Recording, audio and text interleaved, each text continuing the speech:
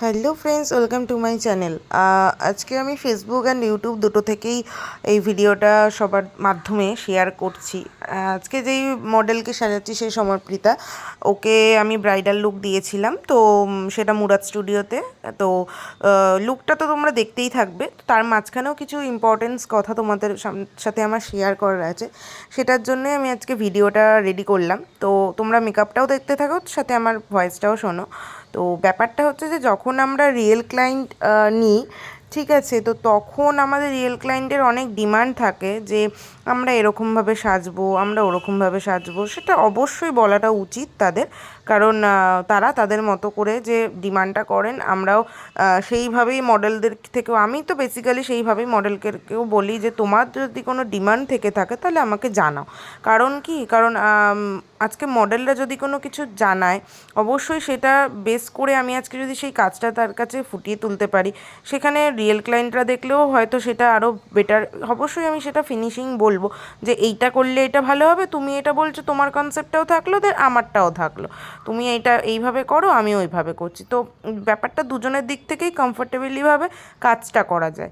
কিন্তু কিছু কিছু মেকআপ আর্টিস্টদের উদ্দেশ্যে আমি আজকে একটা কথা বলতে চাই যে আমি তো কিছুজনকে নিয়ে কিছুজনের সাথে যখন কাজ করি, তখন তাদের মধ্যে একটাই জিনিস থাকে, ফেস ভালো হোক বা খারাপ, সত্যি কথা বলতে সবার সাথে ফেস নিয়ে না তুলনা করাটা উচিত না।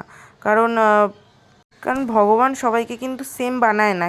কাউকে খুব সুন্দর লাগে, কাউকে ফেস গোলগাল কালোর মধ্যে হলেও ভালো লাগে, মুখশ্রী ভালো থাকে।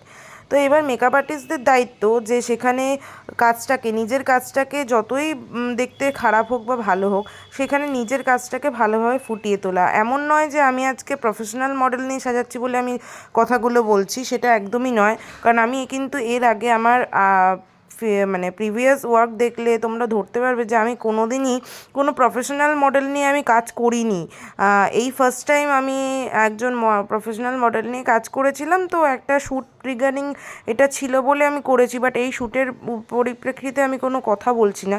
আমি নিজেও তো শ্যুট অর্গানাইজও করি, তো আমি সেখান থেকেও বলছি কিছু মডেল মেকআপ আর্টিস্টরা থাকে, সেখানে মডেলদের কোনো রিকোয়ারমেন্ট থাকে না, কিন্তু মেকআপ আর্টিস্টদের চায় প্রোফাইল ভালো করার জন্য, প্রোফাইল রেডি করার জন্য খুব ভালো একটা সেট আপ রাখতে। অবশ্যই সবার করা উচিত। সবাই তো সবসময় ভালো মডেল যে পাবে এরম তো কোনো ব্যাপার নেই। সবাইকে সব রকম ফেস নিয়ে কাজ করতে হয়, কারণ যখন আমরা রিয়েল ক্লায়েন্ট পাই সেই সময় কিন্তু আমরা রিয়েল ক্লায়েন্টের ফেস দেখে বলি না যে আপনার ফেসটা এরকম, আমরা কাজ করব না।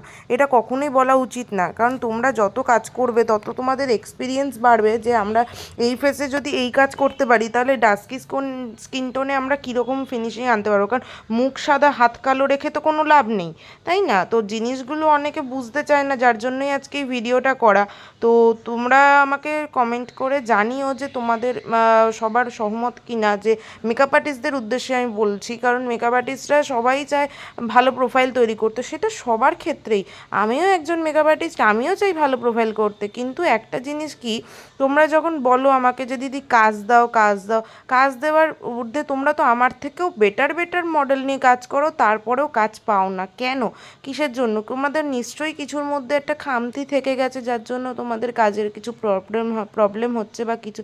আমার অনেকজন আমাকে এরকম বলে, আমি শুনি, কিন্তু আমি তাদেরকেও যতটা পারি চেষ্টা করি এ করার। আর সবথেকে বড় ওই কথা কী বলো তো, যে ভালো বিহেভিয়ার, সেই জিনিসটা ভালো থাকলে না সব ক্লায়েন্টরাই হাসি মুখে নিয়ে তোমাদের কাজকেও ভালোবেসে তুলে ধরবে, সবার সামনে প্রেজেন্ট করবে, আর তোমরাও সেই প্রোফাইলটা রেডি করতে পারবে। সো আজকে এটাই বলার ছিল মেকআপ আর্টিস্টদের উদ্দেশ্যে, যে কাজ সবাইকে নিয়েই করা উচিত। কে ভালো কে মন্দ কে খারাপ সেটা বিচার করা উচিত নয়, কারণ প্রোফাইল সবারই রেডি করা উচিত। আজকে যারা খারাপ মডেল ভাবছো তারাও তো প্রোফাইল রেডি করছে, তারাও আজকে ছোট থেকেই বড় হচ্ছে। তো সেই সব উদ্দেশ্যেই আমি আজকে কথাটা বললাম। তো জানি না কার কীরকম মত, কিছু জানালে অবশ্যই আমাকে কমেন্টে জানিও। আর আজকের আমার এই লুকটা কেমন লাগলো রেডি করলাম, তো তোমরা জানিও সেটা।